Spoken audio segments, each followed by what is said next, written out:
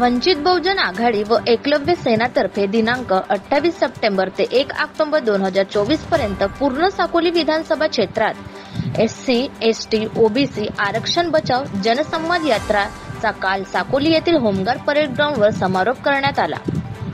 या प्रसंगी कार्यक्रमाचे अध्यक्षस्थानी भंडारा जिल्हा निरीक्षक भगवान भोंडे होते, तर प्रमुख अतिथी म्हणून वंचित बहुजन आघाडीचे उमेदवार डॉक्टर अविनाश नाने, भंडारा जिल्हा अध्यक्ष धनपाल गटपायले, महिला निरीक्षक सुनीता टेंभुर्णे, एकलव्य सेनेचे संस्थापक KA नाने, भंडारा जिल्हा महिला अध्यक्ष तनुजा नागदेवे, भंडारा जिल्हा युवा अध्यक्ष दीपक जनबंधू, भंडारा जिल्हा संघटक DG रंगारी, जिल्हा उपाध्यक्ष सुरेश खंगार, यादवराव गणवीर, साकोली तालुका अध्यक्ष जगदीश रंगारी, लाखांदूर तालुका अध्यक्ष प्रभाकर मेश्राम, लाखनी तालुका अध्यक्ष श्रीकांत नागदेवे, साकोली महिला अध्यक्ष शीतल नागदेवे, साकोली शहर अध्यक्ष मनीषा खोब्रागडे, एकलव्य सेनेचे भंडारा समन्वय विष्णू चाचरे, रवींद्र मानकर, अनिल दिघोरे व इतर मान्यवरांच्या उपस्थितीत हा कार्यक्रम संपन्न।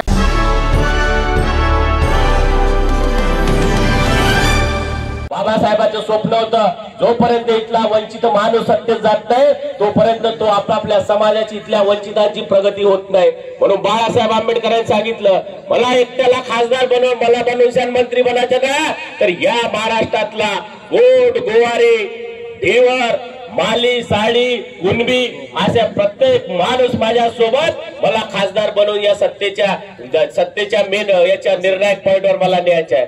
पण आम्हाला बदनाम करून ठेवलं।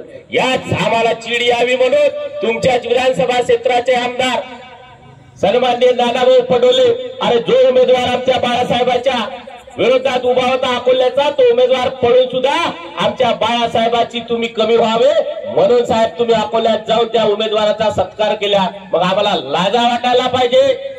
आम्हाला दुःख होते शिवसेना तुटली, उद्धव ठाकरेंचं काय होणार, आम्हाला दुःख होते राष्ट्रवादी तुटली, शरद पवारांचं काय होणार, आम्हाला दुःख होते सोनिया गांधीची काँग्रेस तुटली, राहुल गांधीचं काय होणार। अरे नालायकांनो, ज्या बाबासाहेबांना तुमच्यासाठी पूर्ण आयुष्य झिजवलं, ज्या बाबासाहेबांना तुमच्या आपल्या लेकरा चार लेकर बाळ गमावले आणि तुम्ही आम्हाला हे दिवस आणून दिले, मग आम्हाला लाज वाटायला पाहिजे। आरक्षण द्या, तेही काँग्रेसने दिला नाही। मग तो आरक्षण देण्यासाठी बाळासाहेब आंबेडकरांनी VP सिंगांकडे मागणी केली आणि तो आरक्षण सुद्धा बाळासाहेब आंबेडकरांनी मिळवून दिला। बाबासाहेब आंबेडकर गेल्यानंतर इथल्या तमाम बांधवांची मागणी होती की बाबासाहेबांना भारतरत्न द्या। आजकाल तर भारतरत्न कुणालाही देऊन राहील, पण जेव्हा ह्या समाजाची मागणी होती बाबासाहेबांना भारतरत्न द्या, साहेब या देशामध्ये इंदिरा गांधी प्रधानमंत्री असताना, जिवंत असताना ते स्वतःला भारतरत्न देतात, पण ज्या देशाचा संविधान बाबासाहेब आंबेडकरांनी लिहिला त्या देशाच्या संविधानकर्त्याला भारतरत्न देण्यासाठी हे काँग्रेस कधीच पुढे आली नाही। तो भारतरत्न देण्यासाठी सुद्धा श्रद्धेय बाळासाहेब आंबेडकरांना मागणी करावी लागली, तेव्हा 1989 मध्ये बाबासाहेबांना भारतरत्न मिळालं। मग हीच ती काँग्रेस का? ही ती काँग्रेस आमच्या भला करणार आहे का? ही ते काँग्रेस आमचा विचार करणार आहे का? तेव्हाही ते आमच्या विरोधात होते, आजही त्यांनी कर्नाटक आणि तेलंगणाच्या कृत्यातून दाखवलेलं आहे की ते आजही आमच्या विरोधात आहे। मग तुम्हाला आज लक्षात घेतलं पाहिजे की आमच्या मित्र कोण, आमच्या शत्रू कोण आहे। स्वर्गीय रामविलास पासवान जी नेहमी एक वाक्य बोलत होते कि इस देश में नेताओं की कमी नहीं है, इस देश में नेता की कमी नहीं है, इस देश में नीति की भी कमी नहीं है। अगर इस देश में किसी चीज की कमी है तो वो नेताओं के नियत की कमी है। आणि हे हरामखोर प्रस्थापित नेते यांच्या नियतीमध्येच खोट आहे, यांच्या नियतीमध्ये कधीच तुमच्या आमच्या भला नाही, म्हणून यांनी आजपर्यंत तुमच्या आमच्या विकासाचा विचार केला नाही। पण ज्या नेत्याची नियत साफ आहे तो नेता आज तुमच्या समोर उभा आहे। श्रद्धेय बाळासाहेब आंबेडकरांच्या रूपाने तुमच्यापर्यंत एक चांगली संधी आलेली आहे। आता तरी एक व्हा आणि आता तरी या समाजासाठी नेक व्हा, एवढं मी तुम्हाला आव्हान आज करणार आहे। कारण आता खूप झाला दुसऱ्यांच्या दारांपर्यंत जाणं, खूप झाला दुसऱ्यांच्या चटया उचलला, खुर्च्या उचलला। आज जर तुम्हाला तुमच्या हक्काचा आमदार खासदार निवडून द्यायचा असेल तर बाळासाहेब आंबेडकरांच्या सोबत तुम्हाला उभा राहावे लागेल। कारण आज महागाईचे प्रश्न आहेत। मगाशी साहेबांनी भेलचा उल्लेख केला, ताईंनी भेलचा उल्लेख केला। त्या भेल प्रकल्पाच्या समोर 454 एकर मध्ये जे भेल प्रकल्प बनणार होते त्या प्रकल्पाचे प्रकल्पग्रस्त शेतकरी गेल्या 5 दिवसापासून आमरण उपोषणावर बसले आहेत। आणि आमचे आमदार स्वतःला शेतकऱ्यांचे कैवारी म्हणतात, बहुजन हृदय सम्राट म्हणतात त्यांचे कार्यकर्ते. वारे तुमच्या कार्यकर्त्यांची अकला, कोणत्या बहुजनांसाठी काम केलं रे तुमच्या नेत्यानं? कोणत्या बहुजनांसाठी काम केलं? ते स्वतःला शेतकऱ्यांचे कैवारी म्हणतात. गेल्या 12 वर्षापासून त्या भेलचा प्रकल्प रखडलेला आहे. ते शेतकरी तिथं आमरण उपोषणावर बसलेत, तरी यांना काही फरक पडत नाही. मग हेच का कैवारी, हेच का नेते? स्वतःला ओबीसीचे नेते म्हणतात. 2 वर्षापूर्वी जिल्हा परिषद स्थानिक स्वराज्याच्या ओबीसीचं आरक्षण रद्द झाला, राजकीय आरक्षण. त्यावेळी हे आले का रस्त्यावर? या महाराष्ट्रामध्ये जेव्हा ओबीसीचं आरक्षण रद्द झालं तेव्हा ओबीसीच्या बाजूने पहिला मोर्चा काढणारा नेता कोणी होता? तर ते श्रद्धेय बाळासाहेब आंबेडकर होते. याचा आम्हाला गर्व आहे.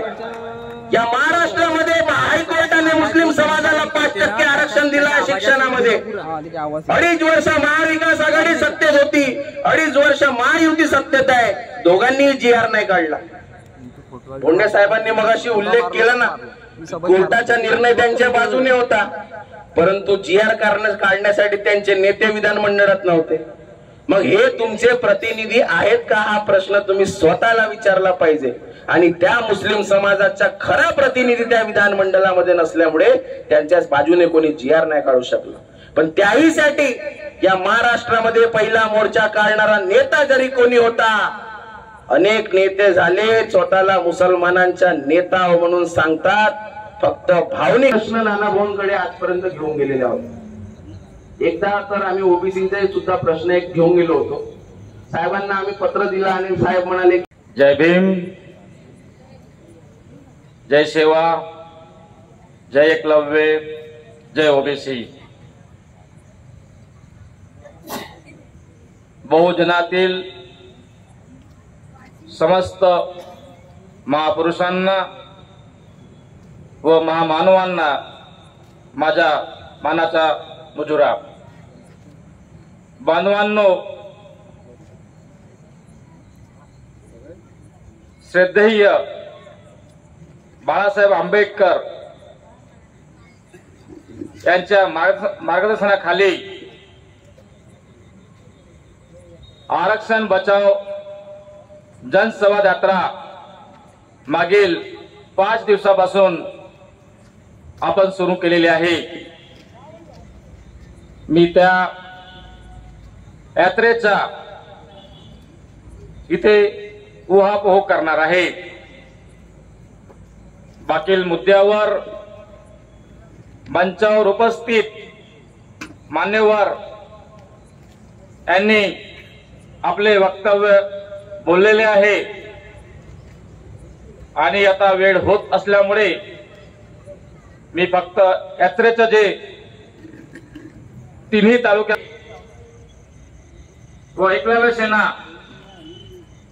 यांच्या मार्फत या यात्रेला समारोपीय कार्यक्रमात मंचावर उपस्थित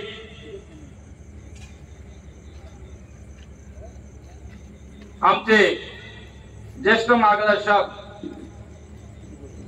यादवरावजी गणवीर,